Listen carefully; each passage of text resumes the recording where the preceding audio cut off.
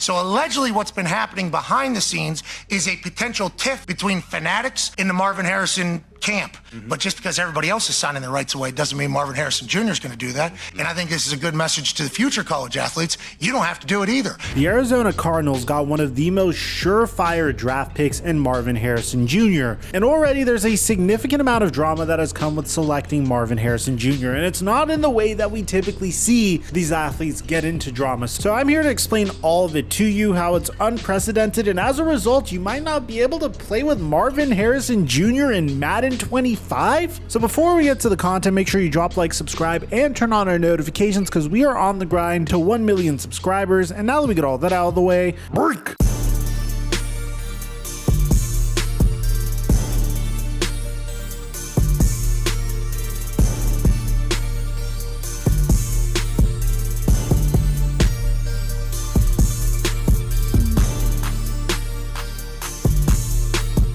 Mic check 1 2 1 2. What's going on, everybody? Ooh, that voice crack. The Arizona Cardinals had one of the most unique seasons that we've ever seen in the NFL. 1 year ago, we were asking the question whether or not the Cardinals were going to fall all the way to the #1 overall pick and be in a situation to potentially select Caleb Williams #1 overall and move on from Kyler Murray for good, which would have been a huge problem considering the fact that they recently extended Kyler Murray. But Kyler Murray would return in week 9 of the NFL season, and it seemed like this man's sole purpose and sole mission was to make sure that the Cardinals wouldn't get the #1 overall pick in the 2024 NFL draft. And while at the time I thought that was absolutely ridiculous to do so, he got the ultimate reward for doing so. The Cardinals ended up with the #4 overall pick in the NFL draft. But in reality, when you already have a quarterback under center, that pick was more like the 1st overall pick in the NFL draft for them because the top 3 picks were Caleb Williams, Jaden Daniels, and Drake May, which means the Cardinals had the opportunity to select the first non-quarterback in the entire NFL draft, and the opportunity to select quite possibly one of the most exciting wide receivers that we've seen since probably Calvin Johnson was too good of an opportunity for this team to pass up. They had the opportunity to draft Kyler Murray's best target since a prime DeAndre Hopkins, selecting Marvin Harrison Jr. with the 4th overall pick in the NFL draft. Typically, I don't go to bat for prospects to the extent that I have for Marvin Harrison Jr., but when you consider the fact that usually whenever the son of a NFL legend makes it into the 1st round of the NFL draft, or even like the first 3 rounds of the NFL draft, they end up being good. Given the fact that he is 3 inches taller than his father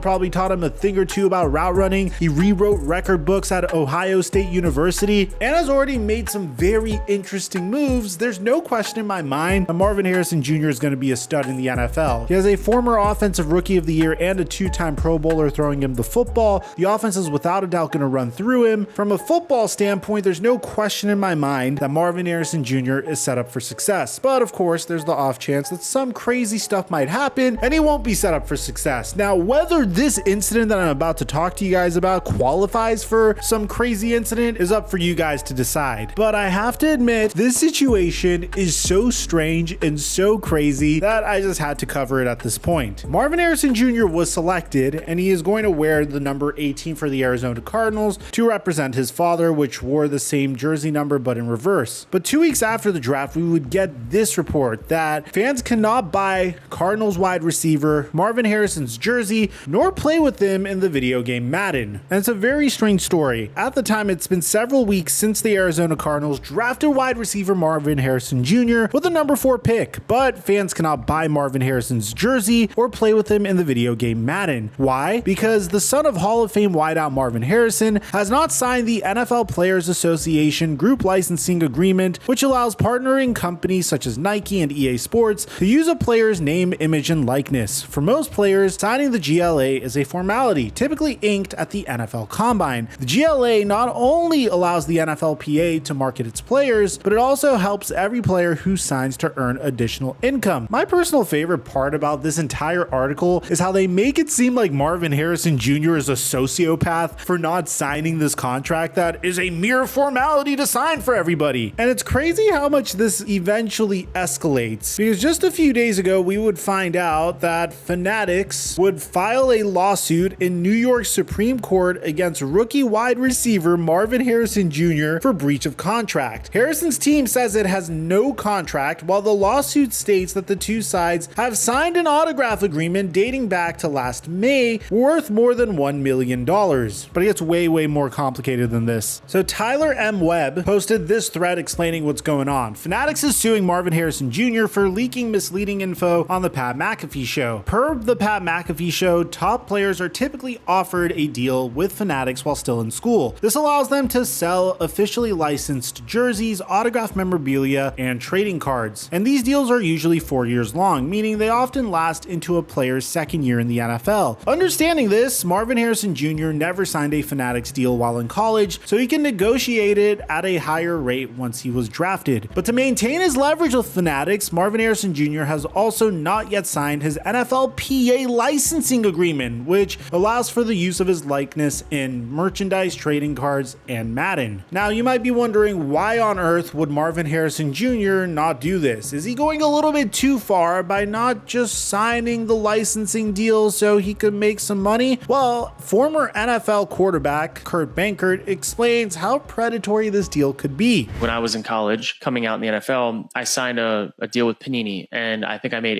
$80,000 signing rookie cards. I had to sign 20,000 rookie cards. Oh my God. So it was in 2 batches. Some of them were on the cards, a lot of them were slips, but basically how it worked was I had 10,000 cards that I had to sign at $4 a pop. That was the first part of my deal. And this price per sign was negotiated based on where they believed you'd be picked up, what market you might go to, team, whatever. And so I was heavily incentivized to get that deal done because I had no money to my name. I was getting paid from my agency like a living stipend, but I had made no money in college. I was coming out with nothing. I needed to make NFL money or I was going to have to get a job. And so these deals with cards and stuff are typically signed early so that you can get some money in your pocket to give you some cushion until you get your first NFL paycheck. So for me, $40,000 in my first 10,000, and then they re-upped again for the second and completed my deal. I signed 20,000 slips for $80,000. For me, that's great at that time. You look at Marvin Harrison, when you come out of college with many millions of dollars and these are the types of deals that are coming. Maybe he's getting $20 a signature. Who knows, right? Could be making $500,000 signing 20,000 cards or 50,000. Who knows what it is? When you've already made many millions and you have the leverage because you don't have to say yes, the ball's in your court to do what you want. And I'd imagine that he's probably fighting for an amended agreement that he gets a bigger percentage or a bigger whatever, that he feels he actually brings more value back to this NFLPA operation than they're bringing to him. From looking from the outside in, that's kind of how I see it. So check this out. Typically, a player like Marvin Harrison would get $80,000 for signing this type of agreement. But since he's Marvin Harrison Jr. and he's the son of Marvin Harrison, who made a decent amount of money when he was playing football for the Indianapolis Colts, Marvin Harrison Jr. doesn't really need the money, so he's been holding out for a better deal. In early May 2024, ESPN reported that he had signed a $1 million deal with Fanatics for autographs, signed trading cards, game work apparel, and other marketing opportunities. And this is where it gets pretty crazy, because Pat McAfee would indicate that Harrison hadn't signed any such deal. And Marvin Harrison even reposted the clip onto Twitter. And his website, the official Harrison Collection, still states that it is the only site from which to purchase signed Harrison memorabilia. So this is how Pat McAfee gets roped into this. Check this out. This is not about the NFLPA. Marvin Harrison Jr. will be a part of the NFLPA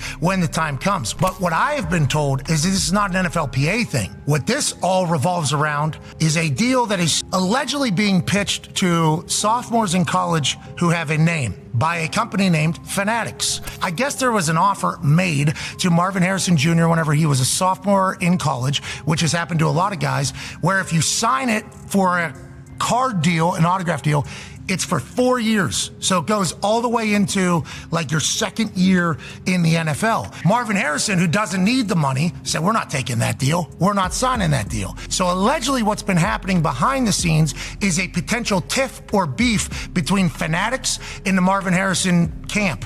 But just because everybody else is signing their rights away doesn't mean Marvin Harrison Jr. is going to do that. And I think this is a good message to the future college athletes. You don't have to do it either. So whenever they offer a little bit of an upfront worth of money for you to sign a deal, don't necessarily have to take that money. Even though it looks good, there's going to be more money later if you have enough confidence in yourself for it to make it.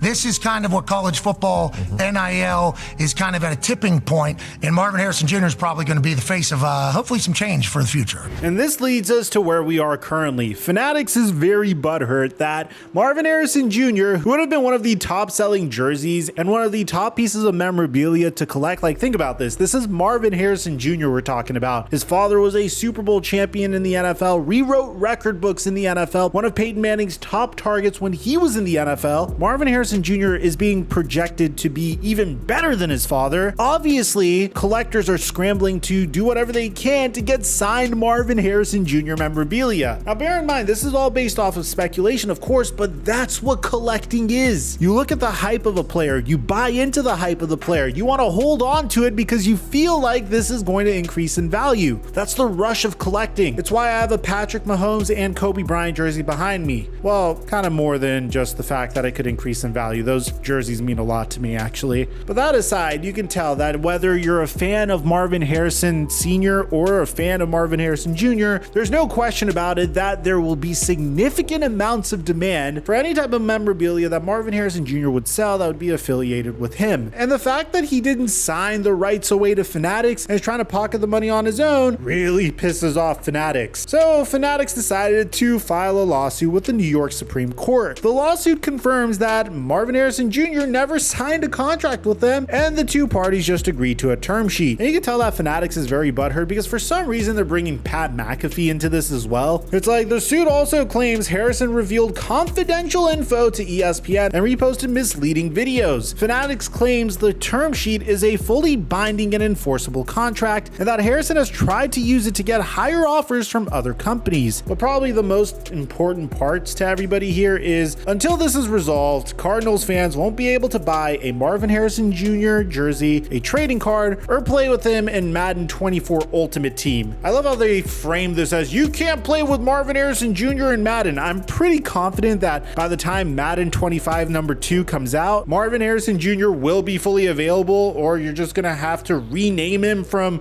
wide receiver number 18, which would be a nice little throwback to the NCAA games of decades ago, which by the way, let us know if you want us to give away some copies of NCAA football since that's about to come out in about a month and a half from now. Just subscribe and turn on our notifications and we'll give away a couple of copies within the next couple of months. So why would Marvin Harrison Jr. do this if he's already rich? Well, to a certain extent, you for sure want your brand to be associated with a high quality product, and the number one knock on Fanatics is their quality isn't necessarily the cream of the crop, if you know what I'm saying. And it's nothing against Fanatics, but that's just what the number one complaint about Fanatics is. It's not my complaint, it's just what I'm reading on reviews. This is a really bad look for Fanatics because obviously more athletes are going to come and go, and more athletes will happily sign this contract, and nobody would even know about this situation if you never filed the lawsuit to begin with. But the fact that you're blowing this out of proportion is probably going to result in more athletes doing the same exact thing, which is going to end up losing you even more money. So from a business standpoint, I think it's ridiculous that Fanatics is being this greedy, and I would have just swept it under the rug. But at this point, it looks like Fanatics' pride is going to be their own downfall. How much longer until you see more players that are getting these sweet NIL deals realizing that they don't need Fanatics, they don't need to sign with Fanatics, they don't need to sign with any of these companies. They can just hold out and get an even better deal for themselves. At the end of the day, this isn't anything new. Marvin Harrison Jr. has been moving like this throughout the entire draft process. When they asked him if he was going to participate in the scouting combine, his dad said that they were going to just focus on his training so he could be prepared for the regular season as opposed to training for the draft combine. You can already see Marvin Harrison's effect on his son. All the experience throughout his time in the league is paying off, and it's making sure that his son makes the right moves. And as a result, it seems like other athletes are going to benefit. At the end of the day, I'm a huge fan of people taking control of their own business and their own brand and try to make as much money for themselves as humanly possible while also making sure that the image of their brand stays clean. We already know what happened to Mr. Beast when he launched Mr. Beast Burger. He rapidly expanded. As a result, the quality of Beast Burger was terrible. He ended up suing the ghost kitchens that were selling Beast Burger because he didn't want his name to be affiliated with a terrible product. And then they ended up countersuing, and it was just a whole mess. So more power to Marvin Harrison Jr. for making sure only high quality Marvin Harrison Jr. memorabilia gets made. Let me know in the comment section down below. Do you think Marvin Harrison Jr. is being a brat? Do you disagree with me? Do you think Marvin Harrison Jr. is in the right? Are you happy that he's taking control of his career and his brand? I'd like to hear what you have to say. Aside from that, I'm your boy Mike. I'm dropping our mic until our next upload.